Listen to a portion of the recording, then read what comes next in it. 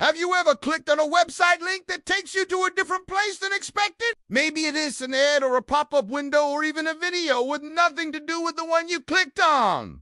If you have, you've experienced what's known as a redirect. But believe it or not, this common online occurrence is actually much more widespread than you might think. In fact, in some cases, redirects can take you back 80 years in time, all the way to the dawn of the internet age itself. And that's exactly what we'll be exploring today. The secret history of one of the oldest websites in the world, which for decades has been secretly redirecting people to random places on the web without anyone knowing about it. This is the story of Angie.com. When was the first website ever created? The answer to this question may surprise you because there are actually two potential answers depending on how you define the term website. See, the first website ever created was actually a subdirectory of a larger website, which itself was created even earlier. Let me explain. The first website ever was InfoCern, CH,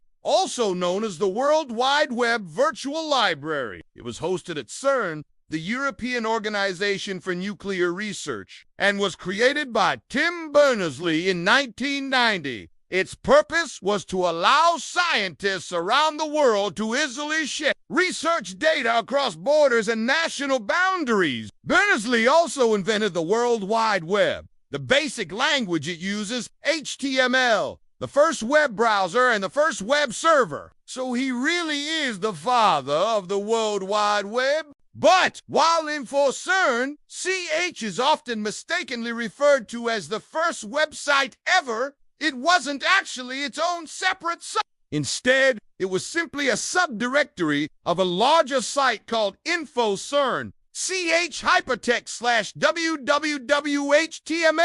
This page, located at InfoCern, CH hypertext W, is widely recognized as the very first website ever created because it contained the first publicly available copy of Berners-Lee's original proposal for the World Wide Web. It outlined his ideas for how hypertext could be used to link documents together and enable people to navigate between them through the use of clickable. And if you tried to visit that URL yourself today, you will get redirected to a website called Angie.com. But how does this work? How could a single URL from 1990 still be active and functional nearly 3 decades later? The answer lies in the way that domain names and IP addresses work. An IP address is a unique string of numbers that identifies your device on the internet. For example, right now, I am connected to the internet through my Wi-Fi router, and this router is assigned a unique IP address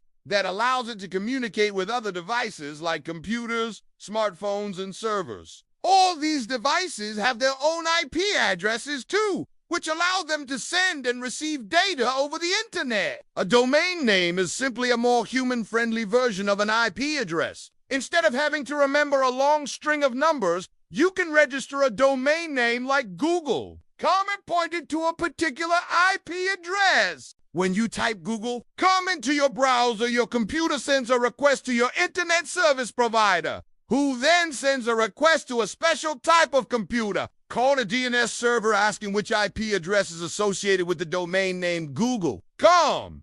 The DNS server responds with the IP address, and your computer is able to connect directly to Google's servers and display the website in your browser. However, there's no central authority that manages all the domain names and IP addresses on the internet. Instead, this task is carried out by thousands of independent DNS servers around the world that maintain their own databases of domain names and IP addresses. When you register a domain name, you can specify which DNS server should be responsible for managing that domain. So, if you register a domain name like example.com, you would tell the registrar which DNS server should be in charge of handling requests for example.com. Now here's where things start to get interesting. Every DNS server has a special record called the root zone, which contains information on how to contact the DNS servers responsible for other top-level domains like com, org, and net.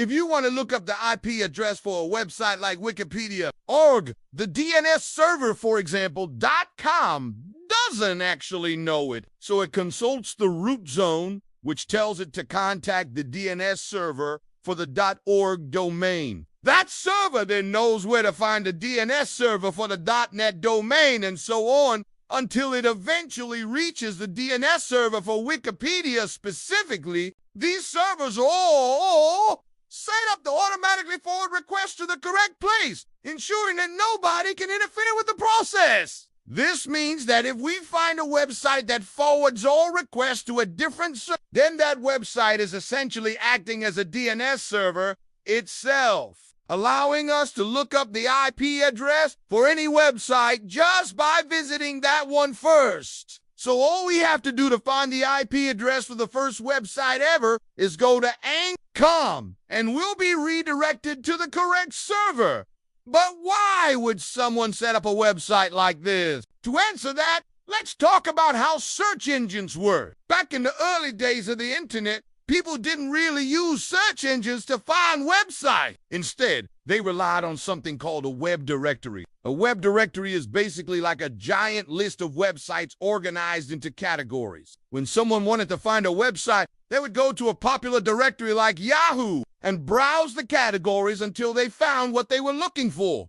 But this system had a major flaw. Someone had to manually add every website to the directory. This meant that new websites could take weeks or even months to appear in any directory. Plus, it required a lot of manpower to keep the directories up to date. Search engines like Google changed everything by allowing people to submit their websites to be indexed automatically. Then when someone typed a search query into the search box, Google would scan its database of indexed websites to find the best match and display it in the results. This made it much easier for people to find what they were looking for, and it allowed new websites to appear in search results much faster. But this created a new problem. Because anyone could submit a website to be indexed, search engines quickly became flooded with low-quality websites known as spam sites. Spam sites typically contain little or no useful information and are only created for the purpose of tricking search engines into ranking them highly in search results. They usually try to rank for queries that people commonly search for, such as free download, full movie, or adult games. Then once they trick people into clicking on them, they're taken to a different website or shown an advertisement. Or worse, sometimes they don't even load at all, wasting the user's time and bandwidth. Search engine companies spend millions of dollars developing sophisticated algorithms to try and detect and block spam sites. But there's no foolproof method for doing so. Even today, spam sites manage to slip through the cracks and appear in search results from time to time. So search engines also employ manual reviewers who browse the web looking for spam sites to block. When they find one, they report it to the search engine's trust team, which then investigates the site to see if it's legitimate or not. If it's determined to be spam, the site is blocked and its owners may be penalized. So what does this have to do with Ang.com? Well, the creators of Ang.com realized that search engines were spending a lot of time and effort trying to block spam sites. So they came up with a clever way to help them out. Ang.com is a massive web directory containing links to almost every website on the internet. Whenever a website is reported to a search engine as a potential spam site, the search engine checks the corresponding entry in Angie's web directory to see if it does, then Angie's entry is updated to mark it as spam. This helps the search engine block the site more quickly and efficiently. In addition, Angie's web directory contains a lot of other useful information that helps search engines improve their rankings. For example, it shows how many other websites are linking to each website, which is a good indicator of its popularity and authority. This information is used by search engines to determine which website should appear in the top rankings for a given query. It's unclear who created Angie or when exactly it was started. The earliest reference to it that I could find online was a Reddit post from 2009, but it is safe to say that it was created sometime before that, since it was already being used by search engines like Google. We also don't know who maintains it today or what the future of the project will be. It was open source at one point, but the code hasn't been updated since 2016, and the last post on their blog is from 2013. Despite its age, Angie.com is still operational and continues to serve as a valuable resource for search engines. Now you know that whenever you click on a search result from a popular search engine, you have a good chance of being secretly redirected back 30 years in time. So, if you enjoyed this video, please make sure to leave a like, comment below to let me know. And don't forget to subscribe so you never miss an upload.